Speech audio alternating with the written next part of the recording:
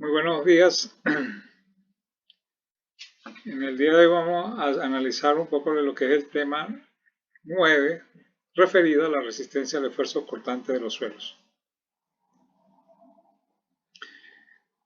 Los señores Juárez Vadillo y Rico Rodríguez expresan que el problema de la determinación de la resistencia al esfuerzo cortante constituye uno de los puntos fundamentales de la mecánica del suelo. Es decir, una valoración correcta de este concepto es un paso imprescindible para intentar con esperanza de éxito cualquier aplicación de la mecánica de suelos al análisis de la estabilidad de obras civiles. Por otra parte, el profesor Brajadas define la resistencia al esfuerzo cortante como la resistencia interna por área unitaria de la masa de suelo que ofrece para resistir la falla al deslizamiento a lo largo de cualquier plano dentro de él. El primero que trató de estudiar en forma seria el fenómeno de la ley de resistencia al esfuerzo cortante de los suelos fue Charles Coulomb y establece una ley de resistencia del suelo de la siguiente forma: tau igual a C más sigma por tangente de phi. En un principio, el señor Coulomb decía que la resistencia de un suelo dependía básicamente de sus propiedades friccionantes. En ese sentido, se establecía tangente de phi como la resistencia friccionante y sigma como el esfuerzo normal que se le aplicaba, que estaba en ese punto, ¿verdad? Aplicado en ese punto, como nosotros veíamos en física. Posteriormente se dio cuenta que algunos suelos ofrecían una resistencia cohesiva, es decir, no dependiente de ese esfuerzo normal, y promulgó la ley general de resistencia al esfuerzo cortante. Posteriormente, Moore decía que el suelo fallaba por una combinación, ¿verdad?, entre el esfuerzo cortante y el esfuerzo normal. Por lo que en la combinación de estos conceptos nos permite definir la ley de resistencia al esfuerzo cortante o el denominado criterio de falla de Moore-Coulomb,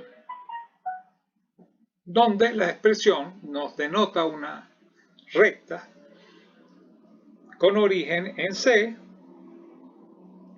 y con pendiente phi, siendo C la cohesión o resistencia adhesiva, ¿verdad?, entre las partículas del suelo, y phi la fricción que se genera entre esas partículas y cuya resistencia es determinada mediante ese tangente de phi.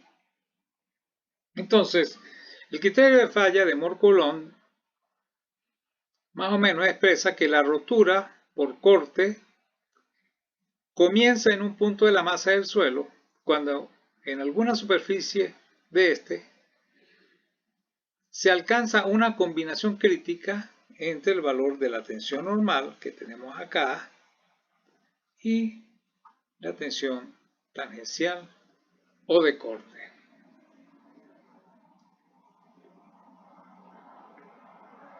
En la gran mayoría de los suelos podemos asimilar un estado plano de esfuerzos, donde sigma 1 es el esfuerzo perpendicular al plano principal mayor y sigma 3 es el esfuerzo perpendicular al plano principal menor. Existe un esfuerzo sigma 2 que es perpendicular a la pantalla o al plano de la pantalla, que podríamos llamar sigma 2, pero en la mayoría de los suelos podemos considerar que sigma 2 y sigma 3 son semejantes o iguales. Esto nos permite realizar un análisis matemático mucho más sencillo. Entonces, cuando nosotros tenemos un suelo en estas condiciones, al incrementar sigma 1 se puede romper mediante este ángulo de falla y entonces podemos representar el estado de esfuerzos mediante el círculo de Moore que ustedes ya conocen, donde sigma 1, el esfuerzo principal mayor, sigma 3, el esfuerzo principal menor. Para que un suelo falle, este círculo o este estado de esfuerzo debería ser tangente a la línea que expresa la ley de resistencia al esfuerzo cortante, línea que expresamos acá. Phi, el ángulo de fricción interna, forma un ángulo de esa línea con la horizontal, y C es el valor del esfuerzo cortante, donde esa línea corta las ordenadas para la abscisa igual 0. Nosotros podemos recortar este triángulo y establecer algunas relaciones de interés. Aquí lo tenemos ya recortado. Y en una primera instancia podemos determinar alfa o el ángulo de falla. Sabemos que la suma de los ángulos internos de un triángulo vale 180 grados. Y entonces al resolver podemos determinar el valor de alfa igual a 45 más phi medios. También podemos determinar el radio R si sabemos que el diámetro es sigma 1 menos sigma 3. El radio es simplemente la mitad de ese diámetro. También podemos obtener la distancia entre O y A como el valor sigma 3 más el valor del radio. Y nos queda representada de la siguiente forma: sigma 1 más sigma 3 entre 2. Entonces, si nosotros aplicamos el seno a ese triángulo, podemos fácilmente determinar que vale AB sobre DA igual a AB sobre D0 más 0A, y al resolver obtenemos esta expresión que nos relaciona los esfuerzos principales con los valores phi y C, que se puede escribir de esta forma al sustituir estas identidades trigonométricas. Y entonces determinamos el criterio de falla de Mohr-Coulomb en función de estos esfuerzos de falla sigma 1 y sigma 3.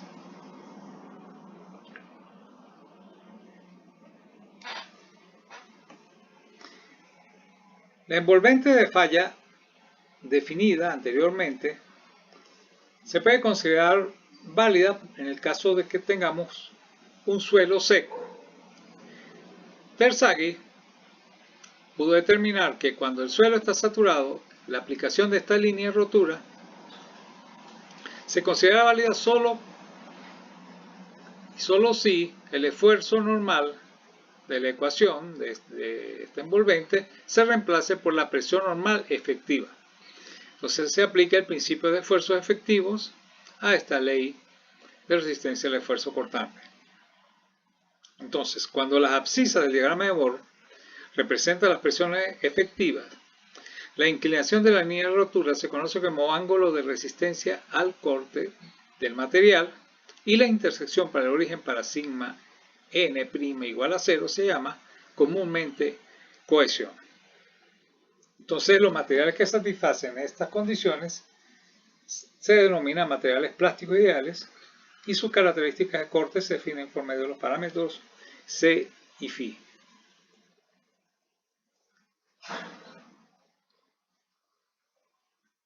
Si nosotros tenemos un suelo friccionante, su resistencia va a depender básicamente de la densidad relativa, forma de los granos, la distribución granulométrica, la resistencia individual de las partículas y el tamaño de las partículas. En este caso, no se observan grandes diferencias entre los suelos cuando están secos y húmedos. Y la ley de resistencia al esfuerzo cortante se expresa mediante sigma n por tangente de Φ, o sea, el esfuerzo efectivo normal por la fricción.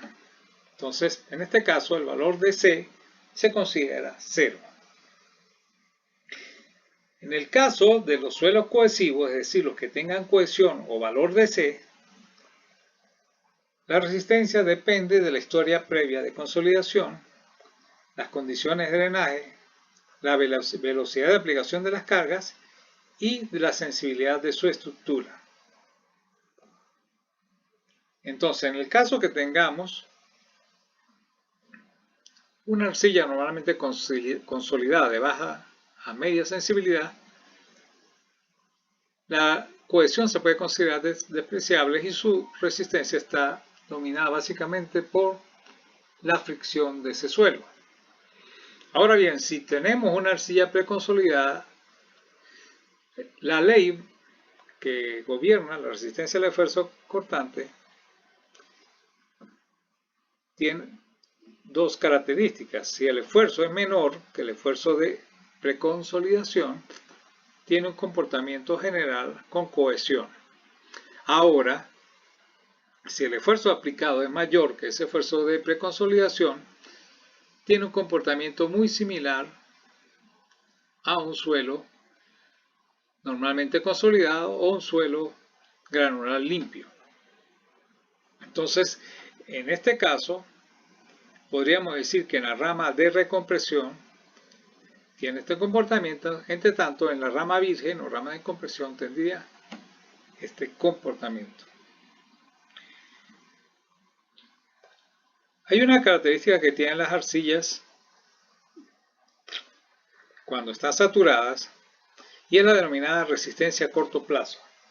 Cuando tenemos una arcilla saturada y queremos evaluar su resistencia, si esta arcilla es muy impermeable, el suelo se considera sin fricción interna, es decir, se considera con phi igual a 0 y toda su capacidad resistente va a estar gobernada por la cohesión de ese material. En el caso de que tengamos una arcilla extrasensitiva, es decir, con un grado alto de sensibilidad, la rotura de este tipo de arcilla se puede considerar semejante al de una arena fluida, presentándose en forma progresiva. En este caso, se requiere de un análisis muy especial, ya que son arcillas muy peligrosas.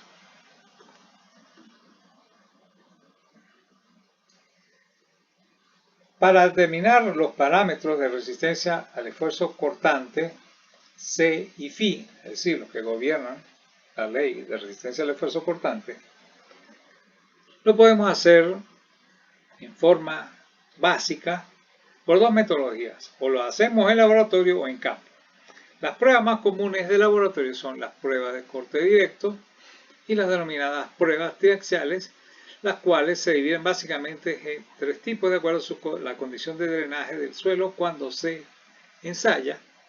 Y en el campo tenemos dos pruebas básicas, que son el método de penetración estándar, muy utilizado para suelos gruesos, y el método de la veleta para suelos cohesivos o muy finos. Analicemos brevemente en qué consiste la prueba de corte directo. Esta prueba es bastante antigua, de hecho fue ideada por Coblón, y el equipo consiste en una caja de corte en la cual se coloca el espécimen. Las muestras pueden ser cuadradas o circulares con tamaños entre 25 a 100 centímetros cuadrados de área transversal y de 25 a 30 milímetros de altura. La caja está cortada horizontalmente en dos partes. La fuerza normal se aplica de la parte superior, mientras que la fuerza cortante se aplica moviendo una mitad de la caja respecto a la otra. Entonces nosotros lo que hacemos es forzar el plano de falla. Esta prueba puede ser controlada por el esfuerzo o por la deformación unitaria. Veamos acá una fotografía, ¿verdad?, del equipo de corte básico,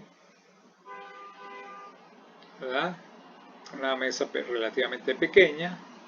Acá se ven una fotografía de encima donde se ven unos micrómetros que nos permiten medir deformaciones, la caja de corte para muestras cuadradas, otra foto más reciente, y acá tenemos la caja de corte para muestras circulares con mecanismos o con dispositivos para el drenaje de las muestras.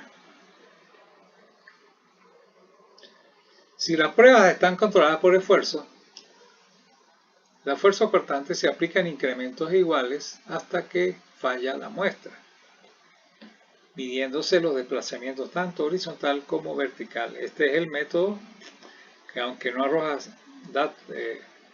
resultados tan precisos, es el que más asimila las condiciones de campo. Por otro lado, las pruebas controladas por deformación unitaria, se aplica una razón constante de desplazamiento a la mitad de la caja de corte. Y el desplazamiento se tiene midiendo, ¿verdad?, con los dispositivos ya señalados, ¿verdad?, utilizando, ¿verdad?, los micrómetros que ya mencionamos.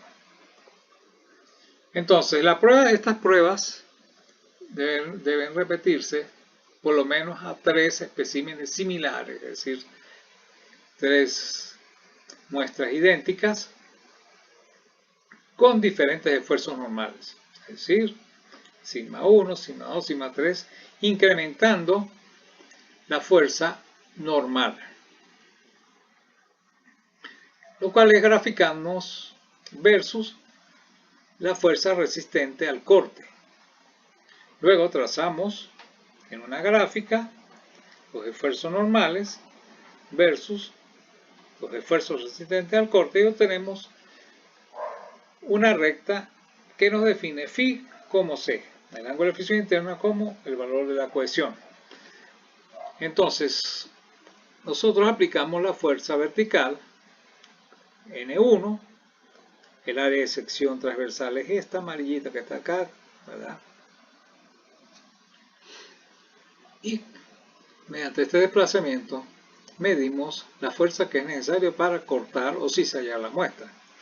Cuando aumentamos ese valor de N, inevitablemente va a ser necesaria una mayor fuerza para cortar esa muestra. Por lo tanto, el comportamiento, ¿verdad?, de esas pruebas va a ser este. Y entonces debe ajustarse la recta que más cumpla con la alineación de esos puntos. Y por lo menos deben ser 3. Y a partir de ahí obtenemos la ley de resistencia al esfuerzo cortante. En varias ocasiones es necesario hacer el ensayo a las arenas o arcilla saturada. Entonces, en este caso es necesario saturar la muestra y normalmente en las arenas, como su permeabilidad es grande, es fácil su drenaje, por lo tanto el ángulo de fricción normalmente coincide, ¿verdad?, si está saturada o cuando está seca. Cuando tenemos un suelo arcilloso de baja permeabilidad, es necesario permitir la consolidación de esa muestra, por lo tanto se transcurre un tiempo bastante importante, ¿verdad?, para ir disipando esa presión de poros o en exceso, al igual que la carga que corta la muestra debe ser a una velocidad muy pequeña de manera tal que se genere esa consolidación para que los resultados que obtengamos, ¿no?, sean significativos o representativos del ensayo. Pues hasta aquí vemos la primera parte de este tema.